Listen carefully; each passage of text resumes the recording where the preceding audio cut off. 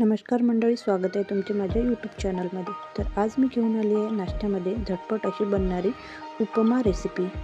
यामध्ये लागणारे साहित्य: टमाटर, कांदा, मिरची, गाजर, वाटाणे आणि कोथिंबीर। सर्वप्रथम मी कढईमध्ये तेल घातलेलं आहे आणि यामध्ये मी आता रवा भाजून घेणार आहे। रवा भाजून घेताना त्याचा तांबूस रंग येऊ द्यायचा आहे। त्यानंतर मी एकीकडे ठेवलेलं आहे पातेलं आणि त्यामध्ये मी 2 ग्लास पाणी टाकून घेतलेलं आहे। पाणी चांगलं उकळू द्यायचं आहे।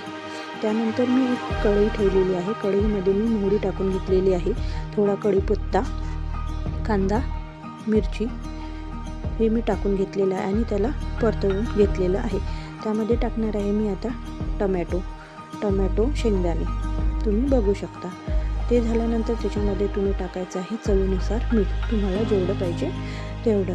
त्यानंतर मी त्यामध्ये टाकणार आहे वाटाणे आणि गाजर आणि हे पूर्ण चांगलं शिजू द्यायचं आहे। त्यानंतर मी त्यामध्ये रवा टाकलेला आहे। रवा टाकल्यानंतर मी गरम केलेलं पाणी त्यामध्ये टाकून घेतलेलं आहे आणि आपल्या उपम्याची कन्सिस्टन्सी अशा प्रकारे येते। तुम्हाला पातळ हवा असेल तर तुम्ही यामध्ये जास्त पाणी घालू शकता आणि याला 2 मिनिट ताट ठेवून शिजू द्यायचं आहे।